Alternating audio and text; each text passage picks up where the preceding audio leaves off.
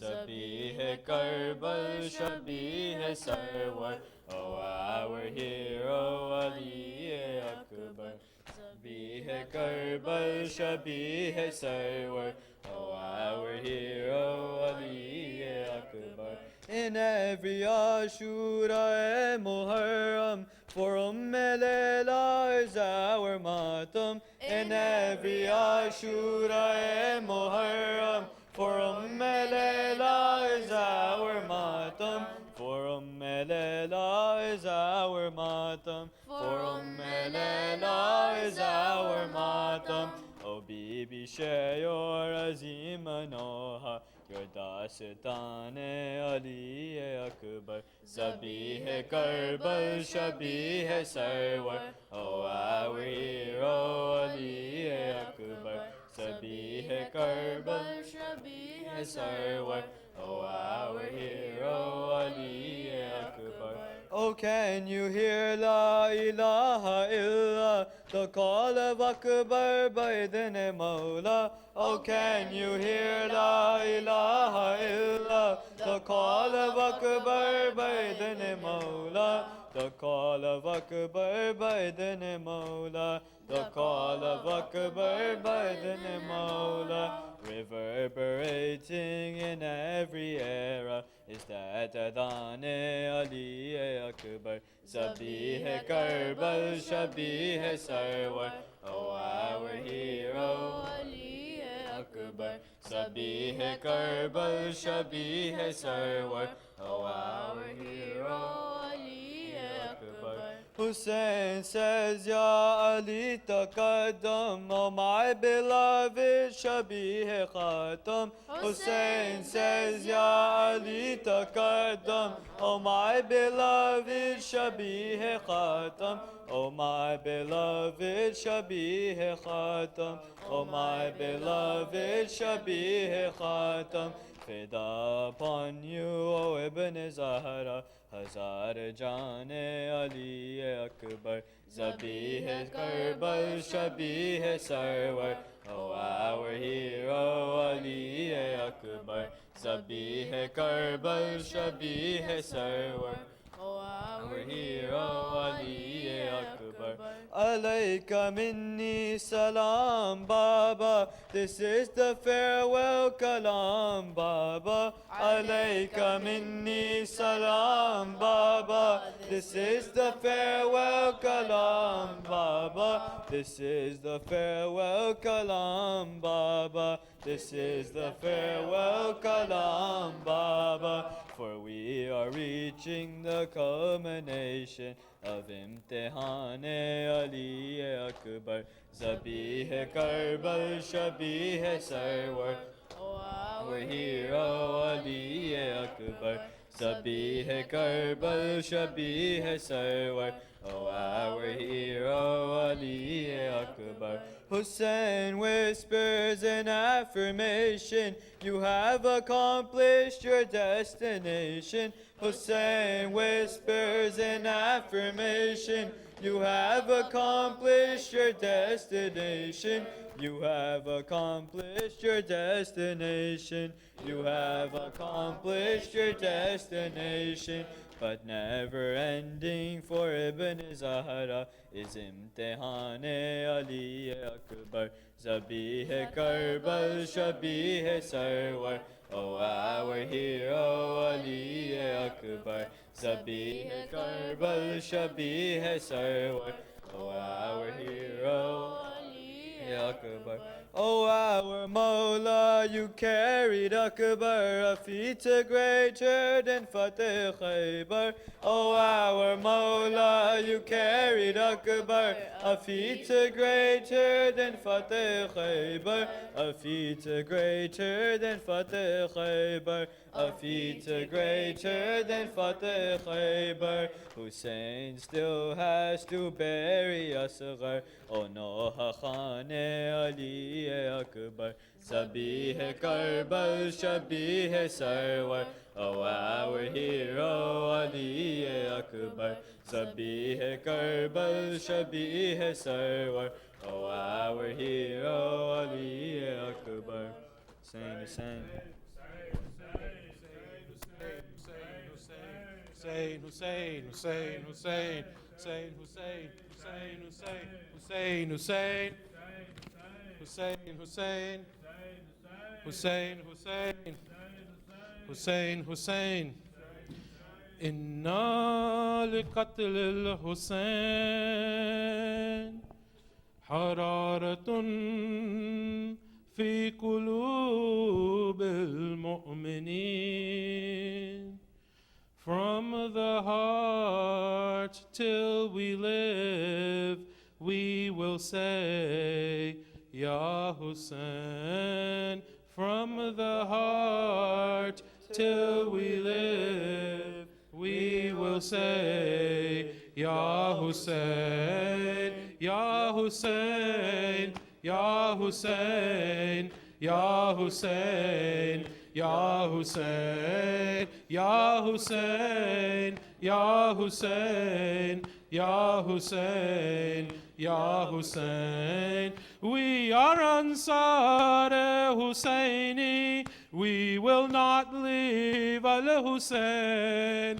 We are Ansar Husseini, we will not leave Al-Hussein. Even if you burn our bodies, if you cut out every vein from the heart till we live, we will say, Ya Hussein, Ya Hussein, Ya Hussein, Ya Hussein, Ya Hussein. Run to Kufa, Ashkiya said, when they saw the Zulfiqar. Run to Kufa, Ashkiya said, when they saw Zulfiqar. in the hand of Ibn Hadar, Fatah Badr o Hunain. From the heart till we live, we will say, Ya Hussein, Ya Hussein, Ya Hussein,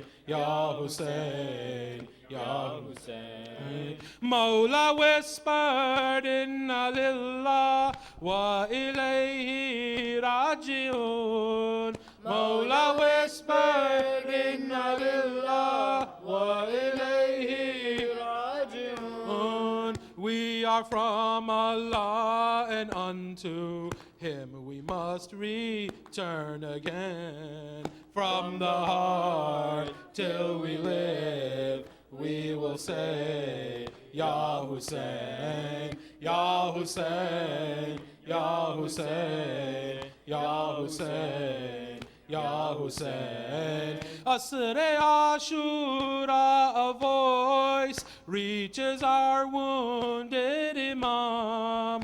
Asr-e Ashura, a voice reaches our wounded Imam. Come to me and Saki Eko, Farotishna Nurein. From the heart till we live, we will say, Ya Hussein, Ya Hussein, Ya Hussein, Ya Hussein, Ya Hussein. Oh, corrupt historian trying to hush up Karbala. Oh, corrupt historian trying to hush up Karbala. Can your pen silence the echo of the shackle and the chain? From the heart till we live, we will say, Ya Hussein, Ya Hussein, Ya Hussein, Ya Hussein, Ya Hussein. O Husseini, give your passion the qaba of intellect. O Husseini, give your passion the qaba of intellect. Karbala is inspiration for the heart and for the brain. From the heart till we live, we will say, Ya Hussein, Ya Hussein, Ya Hussein, Ya Hussein, Ya Hussein, Hussein, Hussein, Hussein, Hussein, Hussein, Hussein, Hussein, Hussein, Hussein, Hussein, Hussein,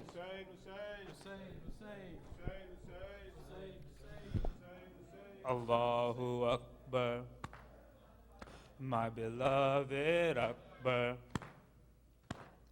Allahu Akbar, my beloved Akbar.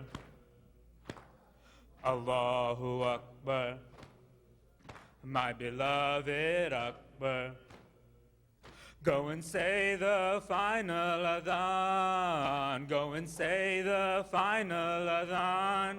It's time to test our iman. Allahu Akbar, my beloved Akbar.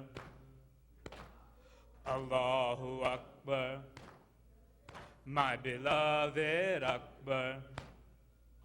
Oh Ibrahim Khalilullah, watch me as I offer my son to Allah. Oh Ibrahim Khalilullah, watch me as I offer my son to Allah. No blindfold for my eyes, no blindfold for my eyes. Is there anyone who hears my cries? Allahu Akbar, my beloved Akbar. Allahu Akbar, my beloved Akbar. Say hayya ala khairil amal, it's time to carry out our final amal. Say hayya ala khairil amal, it's time to carry out our final amal. For Islam we must sacrifice, for Islam we must sacrifice. In shahadat we must end our lives. Allahu Akbar, my beloved Akbar. Allahu Akbar, my beloved Akbar. Allahu Akbar, my beloved Akbar. You're the living ziyarah of Mustafa. In your walk, in your talk, and your looks you are. You're the living ziyarah of Mustafa. In your walk, in your talk, and your looks you are. Can the army of Yazid not see? Can the army of Yazid not see? Killing you is like killing a Nabi. Allahu Akbar, my beloved Akbar. Allahu Akbar, my beloved Akbar. When they raise your head on a spear in Sham, the scene you will see will cause you harm. When they raise your head on a spear in Sham, the scene you will see will cause you harm. No hijab will there be on Zainab's head. No one will recognize the daughters of Ahmed. Be sure to close your eyes. Be sure to close your eyes. Zainab's honor they'll try to excise. Allahu Akbar, my beloved Akbar. Allahu Akbar, my beloved Akbar. Go and say the final adhan. Go and say the final adhan. It's time to test our iman. Allahu Akbar, my beloved Akbar. Allahu Akbar, my beloved Akbar. Hussein, Hussein. Hussein, Hussein. Hussein, Hussein. Hussein, Hussein. Hussein, Hussein. Hussein, Hussein. Allahumma salli ala Muhammad wa